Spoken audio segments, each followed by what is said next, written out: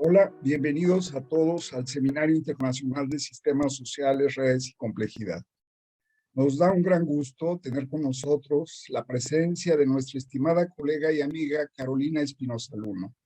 Carolina es investigadora de tiempo completo en el Centro Regional de Investigaciones Multidisciplinarias desde noviembre del 2016. Es doctora en Ciencia Social con especialización en Sociología por el Colegio de México y maestra en Sociología por el Instituto Mora. Asimismo, es licenciada en Sociología por la Universidad Autónoma Metropolitana de la Unidad Azcapotzalco. Ha realizado investigaciones sobre procesos organizacionales de toma de decisiones, sociología organizacional de los derechos humanos, sociología de la violencia y prevención del delito, y por supuesto, sociología de la pandemia. Fungió como coordinadora del estudio para el seguimiento de las recomendaciones generales, los informes especiales y los pronunciamientos de la CNDH. Uno de sus proyectos de investigación realizado en el CRIM consiste en el diagnóstico, diseño, ejecución y evaluación de un modelo de intervención local para la prevención del delito y la violencia en la localidad de Tacualoche, municipio de Guadalupe, Zacatecas. Para ello, trabaja en colaboración con investigadores del CRIM, autoridades municipales de la entidad y con profesores del Programa de Estudios de Intervención para el Desarrollo Alternativo de la Universidad Autónoma de Zacatecas. Además, es miembro de la Red Latinoamericana de Sistemas Sociales, en la cual estamos trabajando conjuntamente. El tema que nos presenta el día de hoy la doctora Carolina Espinosa Luna es pandemia y sociedad. Estimada Carolina, por favor, te escuchamos muy atentamente. Hola, ¿qué tal? Buenos días. Muchas gracias, estimado Carlos, por esta invitación.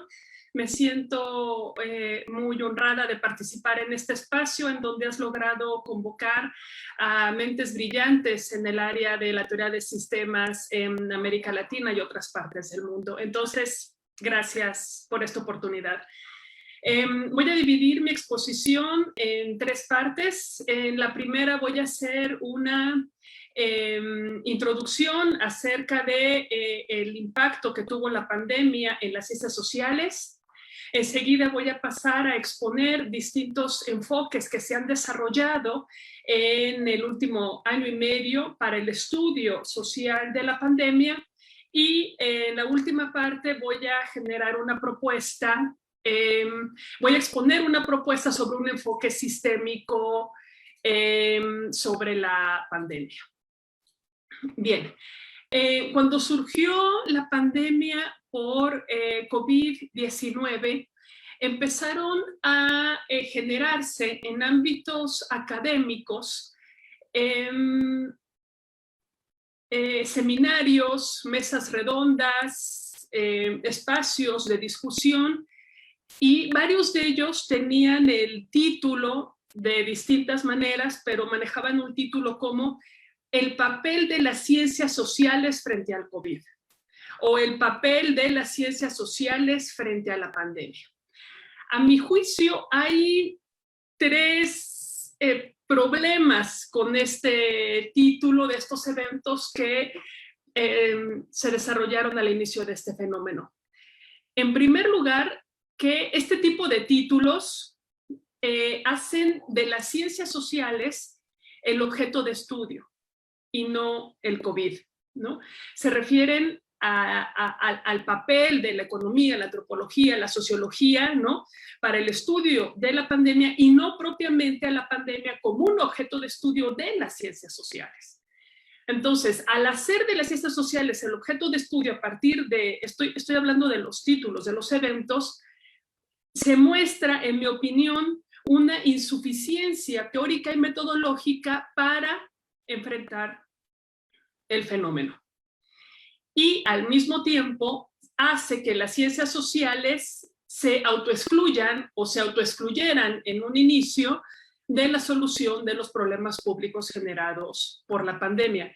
Entonces, esto fue al inicio, estoy hablando de hace poco más de un año, ¿no? Cuando inició esto, y este tipo de eventos que llamaban a discutir cuál era nuestro papel como científicos, como científicas sociales, me parece que adolecían de estos problemas o de estas debilidades, ¿no?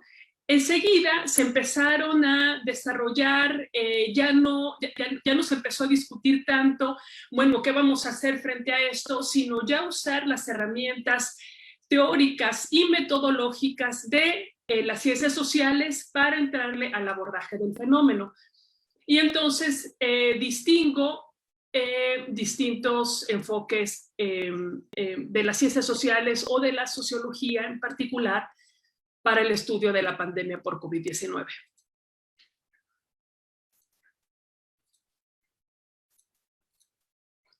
Les propongo, yo supongo que se está viendo la pantalla, si hubiera algún problema me lo pueden decir, ¿no? Pero en este diagrama, en primer lugar, quisiera que observáramos el eje horizontal que va aquí de contaminación a configuración. De acuerdo con Charles Rosenberg, quien se ha dedicado a la historia social de las epidemias y las pandemias, hay dos enfoques clásicos para el estudio de las epidemias. Un enfoque de contaminación y un enfoque de configuración. El enfoque de contaminación está centrado en estudiar las epidemias a partir del contagio en las interacciones de persona a persona. Hay un agente causante de la enfermedad que se transmite en las múltiples ocasiones de contacto entre los seres humanos. Y estudia el desarrollo o la contención, el declive de las epidemias a partir de estos contagios. Se puede decir un enfoque, digamos, micro, que se centra en la interacción o en la propagación del agente causante de la enfermedad a partir de la interacción. En el otro extremo, señala Rosenberg, hay un enfoque configuracional para el estudio de las epidemias. Y este enfoque, a diferencia de una perspectiva centrada en el contagio, estudia el surgimiento y desarrollo de las epidemias y las pandemias en términos más totales.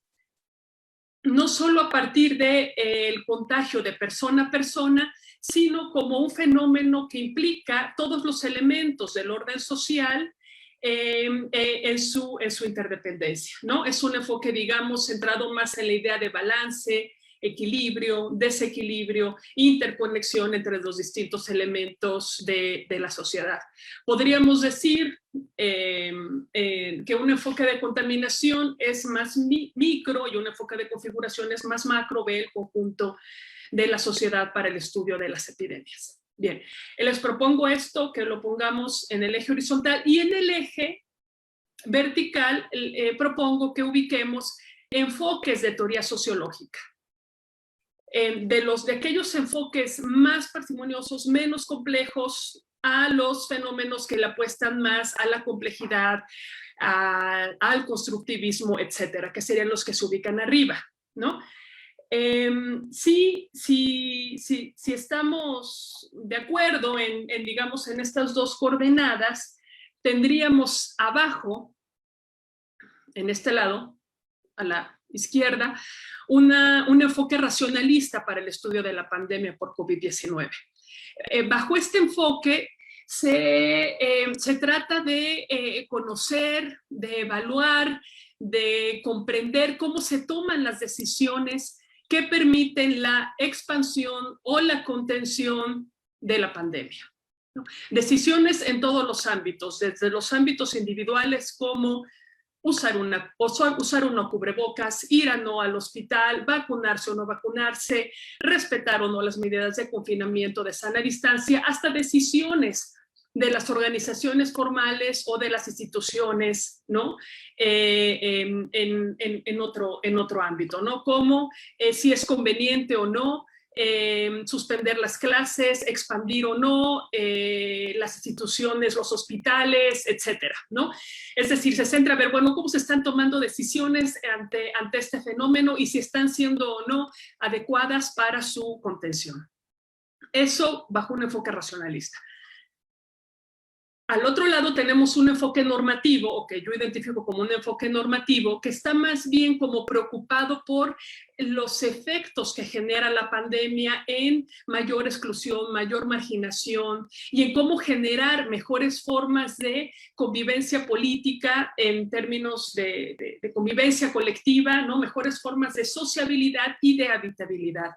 Es un enfoque que está centrado en el estudio del incremento de la desigualdad, el desempleo, la violencia, la deserción escolar y una serie de fenómenos que se identifican o que se definen públicamente, políticamente como problemas y que ameritan como que una solución y una contención. Eso lo ubicaría en una perspectiva normativa, ¿no? Y identifico que estos dos grandes enfoques o miradas son como de menor complejidad porque están pensando o están bajo supuestos de un problema como de salud, enfermedad, bajo un problema de contener los contagios, contener los problemas, ¿no? Y de soluciones, pues, para mejorar los problemas que derivan de este fenómeno. Si le agregamos, si subimos en nuestro eje vertical, tenemos del lado izquierdo a una perspectiva fenomenológica para el estudio de la pandemia que está centrada en la pandemia como experiencia. Es decir, cómo se construyen redes intersubjetivas de sentido en torno a este fenómeno, cómo se experimenta la pandemia en la vida cotidiana o en el mundo de vida, cómo se percibe o se experimenta el riesgo, la vulnerabilidad, ¿no? La resiliencia que se ha mencionado mucho recientemente, ¿no? Está centrada como en esa parte más de la experiencia, más fenomenológica en términos, digamos, clásicos de Schutz y Luckmann, ¿no?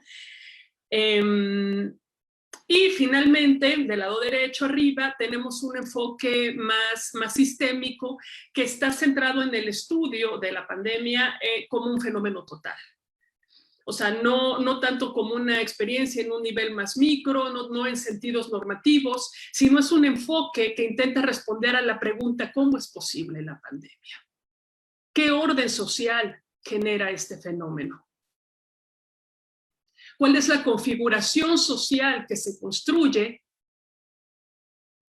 a partir de la pandemia, ¿no? Y aquí podemos encontrar enfoques como, o propuestas como la de Miriam Alfie, que habla de la pandemia como sistemas socioecológicos, como las de otros investigadores que han estado en este seminario, como Josep Vidal, Sergio Pignoli, ¿no? Que intentan un abordaje más complejo y más sistémico de la pandemia por COVID-19. Bien, voy a dejar de por ahora esto nada más para los enfoques que me parece que han surgido en los últimos meses. Me voy a centrar en un enfoque o en una propuesta de corte sistémico.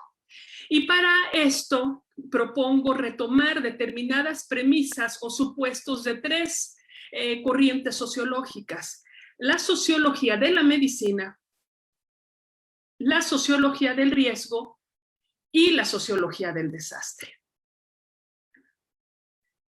Los investigadores que señalé se han enfocado mucho en la sociología del riesgo, algunos se han enfocado en la sociología de la medicina, pero me parece que es necesario agregar la sociología del desastre, que aporta elementos fundamentales para la comprensión sociológica de la pandemia. Entonces, de la sociología de la medicina, una premisa o punto de partida que es necesario para el estudio sociológico de la pandemia es que las enfermedades no son solo afecciones del cuerpo, sino que son producto de la historia intelectual de la medicina. Aquí estoy retomando la propuesta también de Rosenberg sobre su historia social sobre las epidemias, ¿no? Las enfermedades son construcciones intelectuales de la medicina que se definen a partir del diagnóstico. Y algo que dice Rosenberg que me parece importante para la comprensión de la pandemia, él dice las enfermedades son actores sociales. Yo no sé si sean actores sociales o no, pero lo importante es que las enfermedades, como señaló también en su momento Fernando Valenzuela en otra conferencia en este seminario, crean relaciones de inclusión-exclusión, establecen jerarquías, propician el desarrollo de instituciones, propician el desarrollo del sistema de salud, crean patrones de comportamiento, generan procesos de discriminación, de estigmatización, movilizan emociones. O sea, las enfermedades no son solo dolencias, son elementos que configuran también órdenes y realidades sociales. Por eso la pandemia por COVID-19 y por eso las epidemias son tan disruptivas, porque no es solo el dolor de garganta, es una reconfiguración o una alteración de la sociedad y del orden social. De la sociología del riesgo, la premisa que deseo destacar para el estudio de las epidemias o de la pandemia por COVID-19 es que las epidemias y las pandemias no son un riesgo en sí mismos o en sí mismas. O sea, las pandemias no son riesgos en sí mismos. Ningún fenómeno es un riesgo en sí mismo, sino solo en la medida en que sean percibidos como tales, en la medida en que la sociedad tematiza, establece esa probabilidad en su horizonte de futuro, genera decisiones para evaluar su probabilidad de ocurrencia, se genera decisiones para establecer mecanismos de prevención. En esa medida se convierten en riesgos. Y esto es fundamental para comprender por qué la pandemia por COVID-19 ha sido tan disruptiva. Porque en la medida en que no haya estado establecida en ese horizonte de probabilidades, en la medida en que no haya sido tematizada y problematizada como un riesgo, será mayor su carácter perturbador y disruptor. Y por último, de la sociología del desastre, esto de la disrupción me lleva a la sociología del desastre. La premisa o el supuesto fundamental que les propongo para el estudio de la pandemia es que los desastres, a diferencia de los enfoques racionalistas o normativos que vimos en la diapositiva que les mostré, los desastres no se definen en función del número de muertes. Los desastres generan muertes. Los terremotos, los tsunamis, los ataques terroristas, las epidemias generan muerte. Y muertes masivas. Pero no es eso lo que define sociológicamente, sistémicamente, a un desastre social, sino la disrupción que genera en los distintos elementos del orden social. Y en eso hay consenso en toda la sociología del desastre desarrollada desde la segunda mitad del siglo XX. En la medida en que genera perturbación en los distintos elementos, en los sistemas de interacción, en las organizaciones formales y en los ámbitos funcionales, es que se construye o se definen los desastres sociales. Dicho esto, les propongo como definición de la pandemia por COVID-19 la siguiente.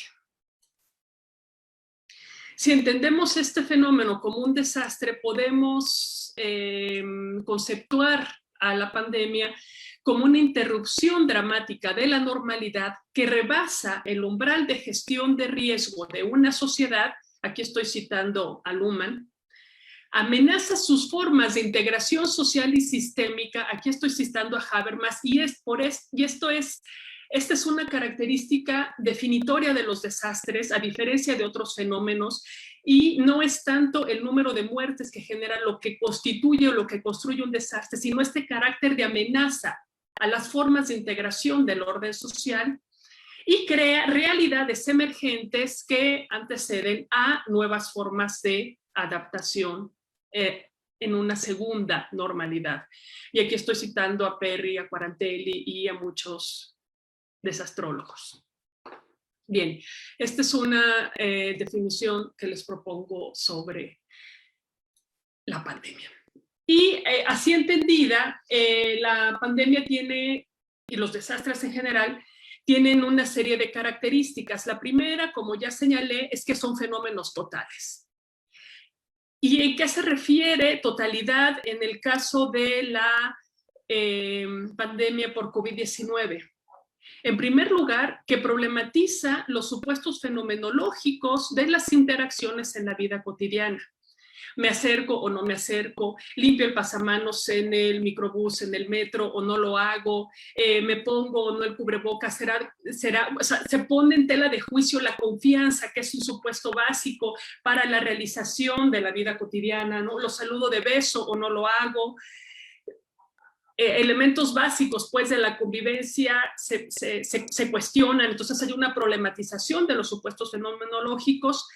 En un plano organizacional hay una redirección, se redireccionan los procesos organizacionales de toma de decisiones, como la ampliación de camas, como el cierre de comercios, como la clausura de las clases, etcétera. O sea, las instituciones formales comienzan a redirigir sus procesos a partir del desastre, a partir de la pandemia.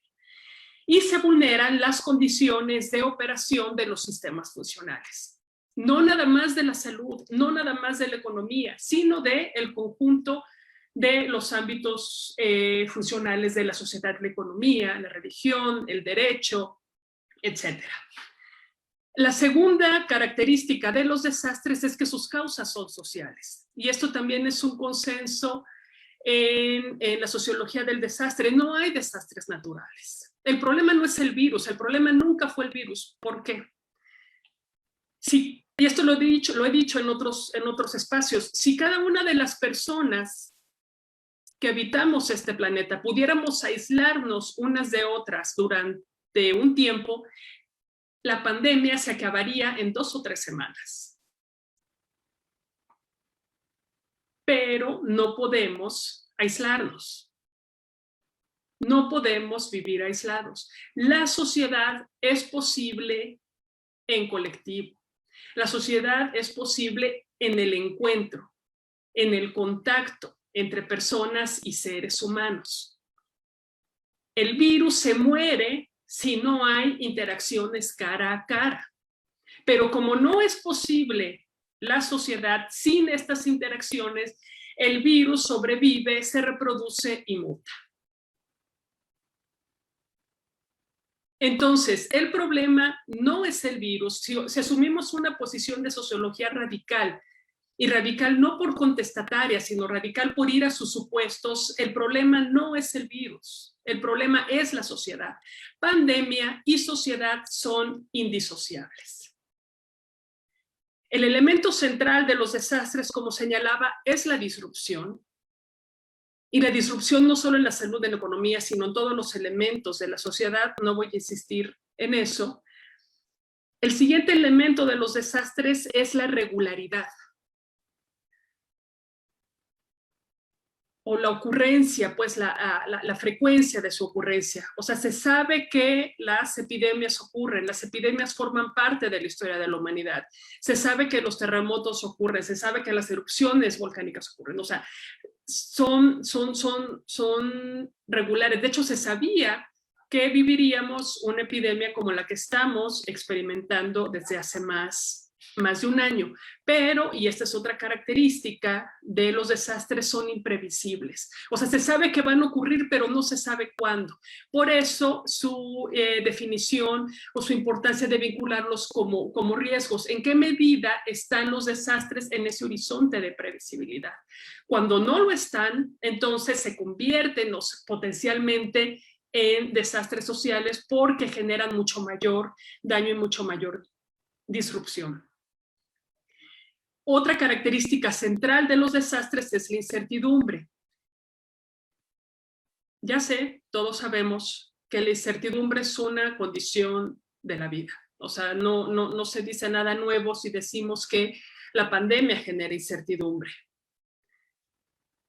Pero lo relevante de la incertidumbre en un contexto como el que estamos viviendo se refiere a la inestabilidad de las expectativas sobre el futuro. Es decir, uno firma contratos porque tiene la expectativa o hay más o menos certeza de que habrá ciertas condiciones, permanecerán ciertas condiciones en 2 o 3 años. Lo mismo cuando inscribe uno a sus hijos a la escuela, ¿no? Cuando planea uno vacaciones a 6 meses, en fin. O sea, todas las decisiones que tomamos en nuestra vida cotidiana se elaboran bajo supuestos de estabilidad en el futuro. Bueno, la pandemia vino a venir eso abajo. Hay una estabilidad acerca de estas expectativas. Y eso genera desorden en el momento presente. Eso genera caos y eso incrementa también los riesgos de las decisiones en el presente y genera perturbación en el momento presente. Y por último, la séptima característica de los desastres es la emergencia. La emergencia se refiere a realidades y comportamientos emergentes que se propician los desastres, como las agresiones al personal de salud, son comportamientos emergentes de la pandemia, los movimientos de protesta contra el uso de cubrebocas, contra las vacunas, son también comportamientos emergentes, ¿no? La creación de instituciones para atender el número de enfermos son realidades emergentes. O sea, la sociedad crea realidades que emergen para enfrentar o lidiar el caos y la inestabilidad y el desequilibrio que se propicia con este fenómeno. Entonces, estos elementos me parece que los podemos apreciar. Les propongo en este diagrama que retomo de Prigogine. O sea, esta es una línea del tiempo, ¿no? Antes de la pandemia, después de la pandemia, o antes del desastre y después del desastre. Y antes de que ocurriera o antes de que se viera que iba a ocurrir esto, había como que una cierta estabilidad en las expectativas sobre el futuro, ¿no? Que hacia el cual uno se dirige y va tomando y encauzando las decisiones, tanto en el ámbito individual como en el ámbito de las organizaciones, en las formas de gobierno, etcétera, ¿no? O sea, hay como cierta planeación, ciertas expectativas, cierta idea de lo que va a ocurrir. Y se vislumbran algunos riesgos, otros no, como una pandemia. Entonces, cuando surge el desastre, cuando surge la pandemia por COVID-19, lo que genera es una disrupción brutal en todos los ámbitos de la vida social. Y aquí quiero hacer una acotación. Cuando surgió también este fenómeno, y de hecho a la fecha todavía hay quien señala, ¿por qué no hay otros fenómenos que llaman tanto la atención como sí esta epidemia o esta pandemia? Como los daños generados por el cambio climático, como el número de muertes generado por el crimen organizado y la violencia. Es decir, hay otros fenómenos que han generado muchísimo daño en la sociedad, pero no llaman tanto la atención como este fenómeno. ¿Por qué? Por su carácter disruptor.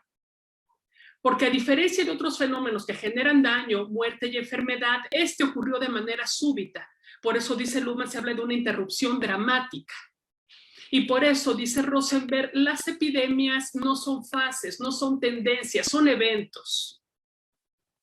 Son eventos disruptores. Entonces, por eso es necesario cambiar como que la visión bajo un enfoque más normativo, centrado en el número de muertes, centrado en una dicotomía entre salud, enfermedad, etcétera, y ver este fenómeno como un fenómeno que engloba los distintos elementos de la vida social. Entonces, esto genera inestabilidad, genera desequilibrio, genera caos, y genera, como señalaba, realidades y comportamientos emergentes. Lo importante aquí, y por eso retomo a Prigogine y retomo también a Luhmann, es que este desequilibrio generado por el desastre encuentra sus propias formas de coherencia.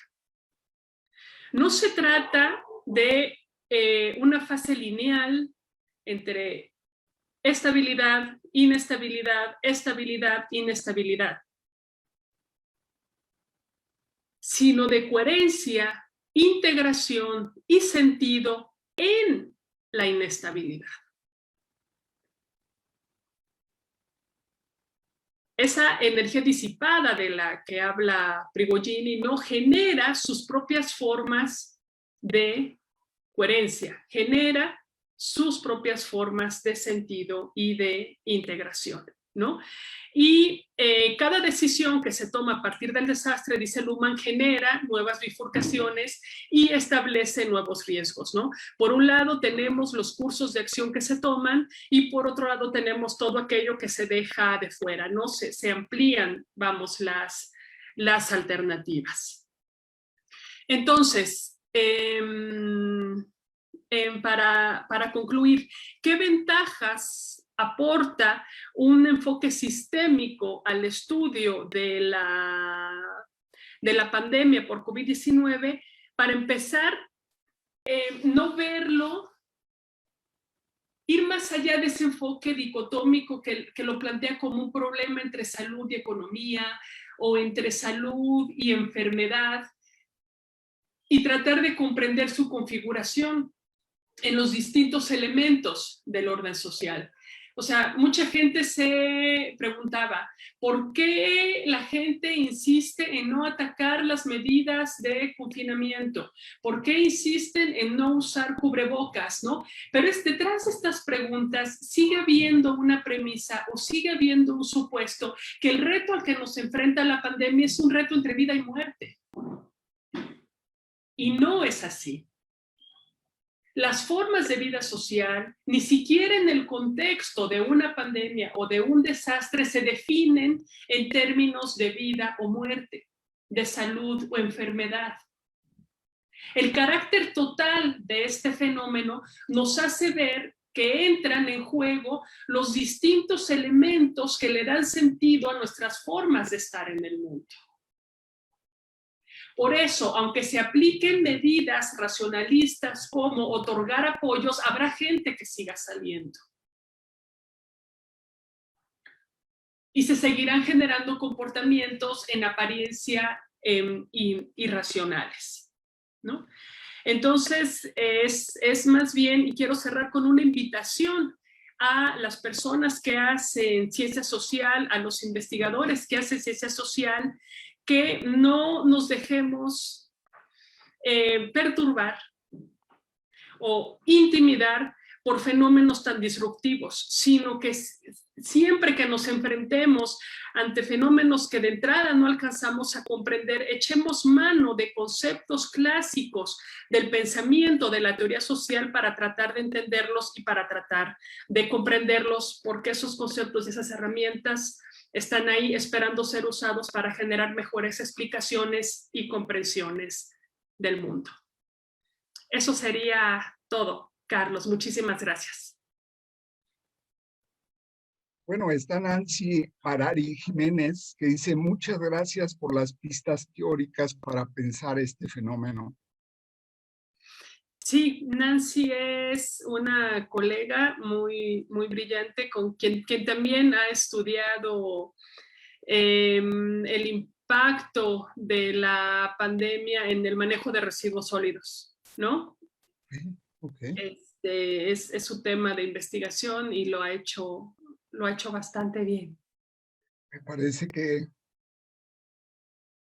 tu exposición fue exageradamente clara, brillante, muy precisa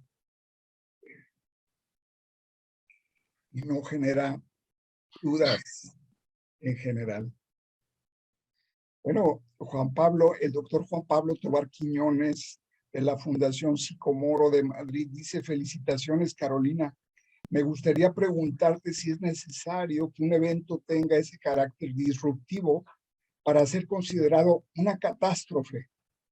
De hecho, sí, no catástrofe, porque ese es otro concepto distinto a desastre, pero sí. Algo que distingue a los desastres, en este caso a las epidemias o las pandemias, es la disrupción. Eso es lo que distingue a un desastre de otros fenómenos, ¿no? Okay. Entonces, sí. Bien, muy bien. Diógenes Jesús Díaz Ríos, buenos días. Tengo una duda. Si la pandemia es un elemento disruptor, ¿podríamos decir que las acciones de las diferentes organizaciones que le enfrentan es una evidencia la autoorganización del sistema? Una evidencia de autoorganización del sistema. O sea, bueno, habrá que ver qué organizaciones y eso, pero lo importante aquí es que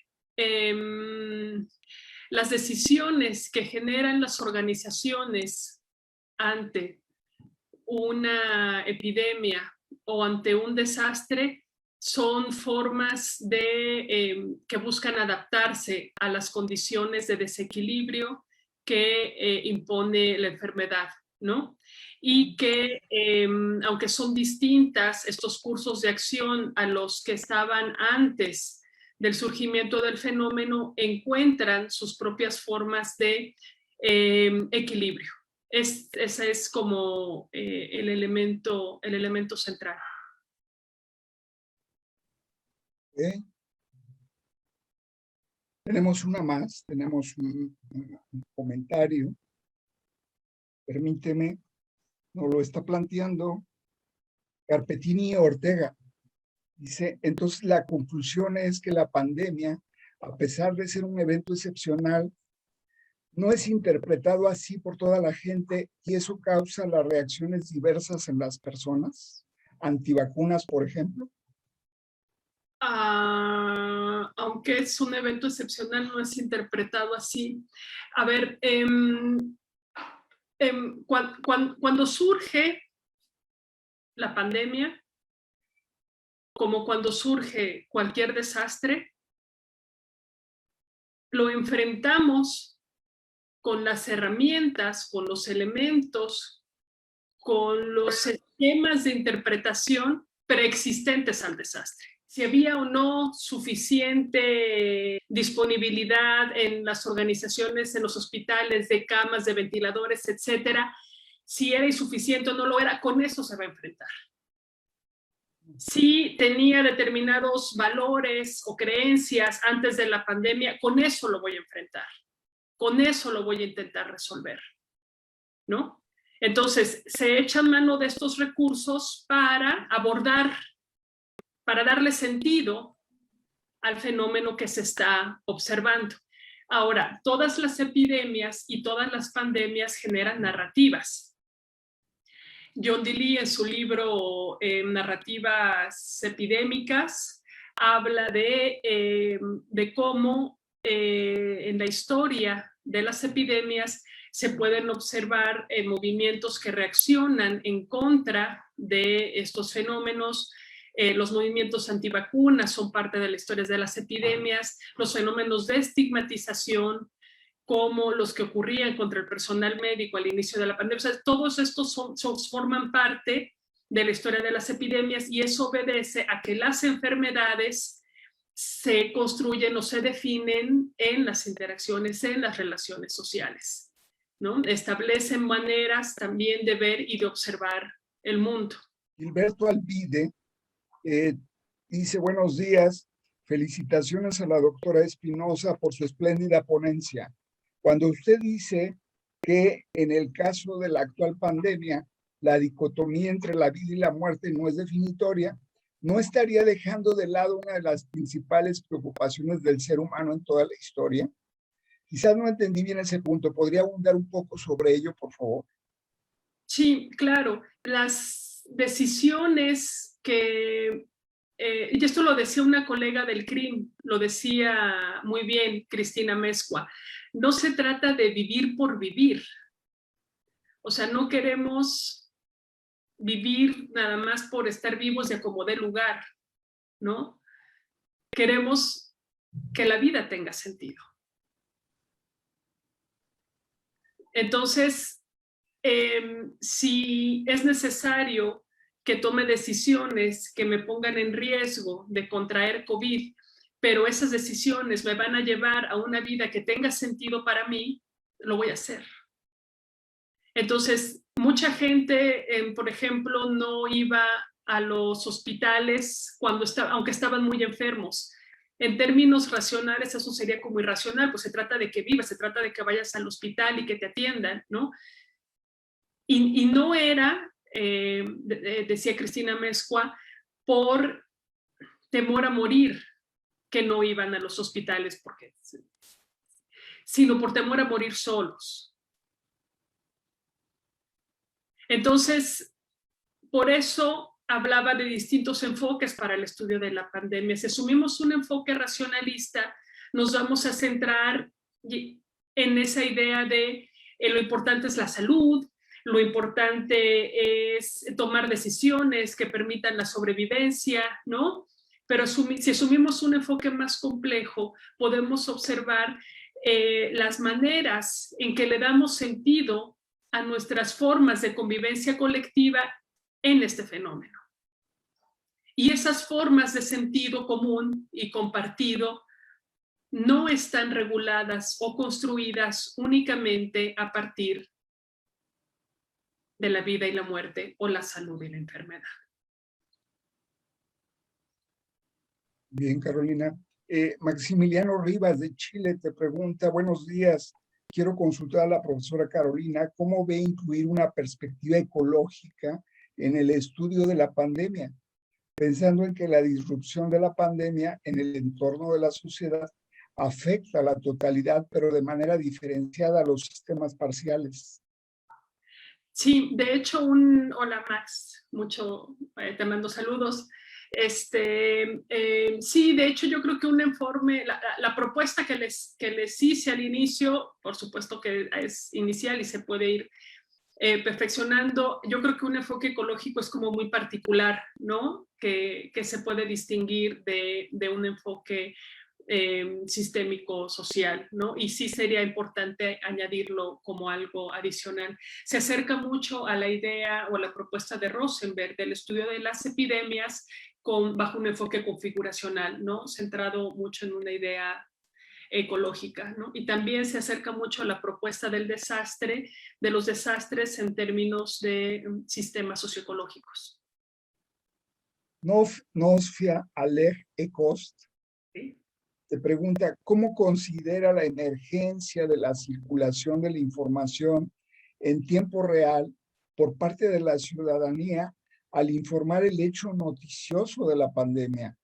Y cómo esta comunicación social, crítica entre comillas, reconfigura imaginarios sociales en la comunidad. Sí, aquí este es un elemento que añade incertidumbre también al fenómeno. O sea, cuando surgió la pandemia, las muertes se precipitaban más rápido que el conocimiento adquirido sobre el virus. O sea, ante los desastres y en este caso ante la epidemia, la información se actualiza muy rápido. O sea, las noticias de hace 2 días ya son viejas ahora, ¿no? Eso ocurre, eso se precipita en los desastres por su carácter disruptor.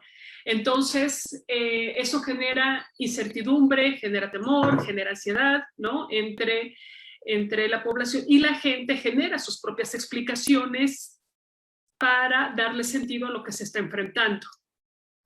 Por eso también de ahí surgen como distintas narrativas, señala John Delaney, para el estudio de las epidemias, ¿no? Y el uso de imágenes religiosas, el uso de curas milagrosas, la creencia de que el personal médico está transmitiendo o generando el virus, ¿no? Son narraciones o explicaciones alternativas que surgen ante la inestabilidad de la información.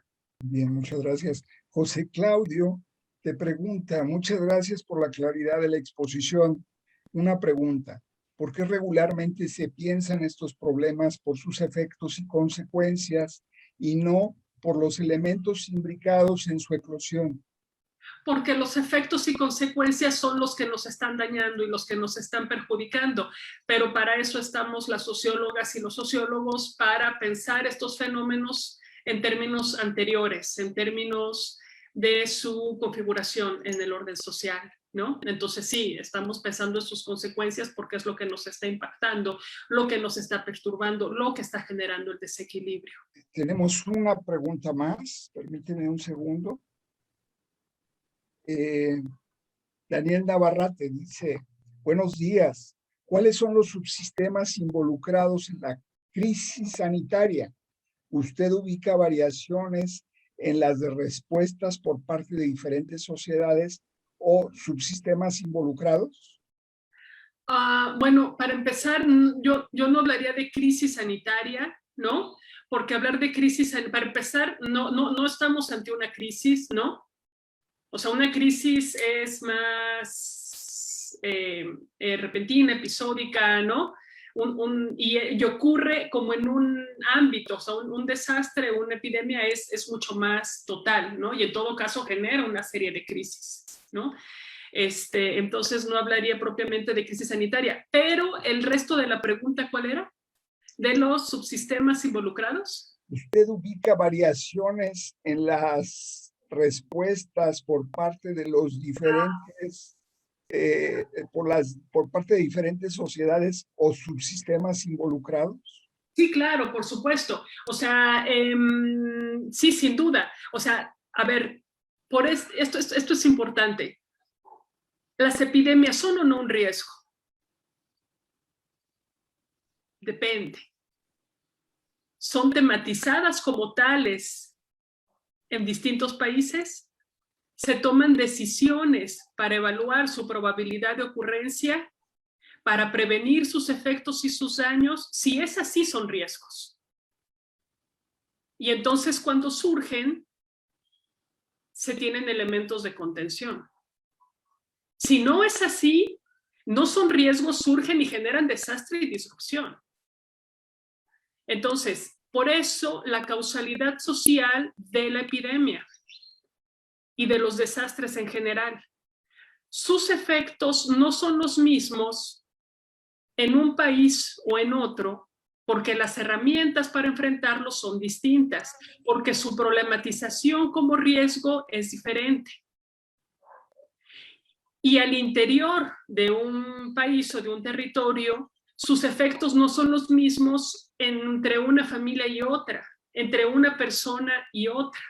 Dependiendo de los elementos preexistentes al desastre, tendrá o no mayores implicaciones y mayores efectos. Entonces, sí, hay medidas diferentes o hay efectos diferentes o hay configuraciones distintas, pero lo importante aquí son como los elementos básicos para la comprensión sociológica de esto, ¿no? Hay mucha gente que se ha dedicado al estudio de estas diferencias, pero todas ellas tienen en común una génesis social y conceptual. Se está definiendo o no como un riesgo, cómo se está definiendo no la enfermedad, ¿no?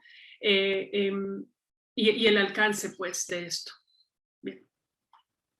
El Seminario Internacional de Sistemas Sociales, Redes y Complejidad, el Departamento de Sociología y la Universidad de Guadalajara agradece a nuestra muy querida invitada, colega y amiga, la doctora Carolina Espinosa Luna, su valiosísima, brillante y muy pertinente exposición. Muchas gracias, Carlos, a ti por la invitación.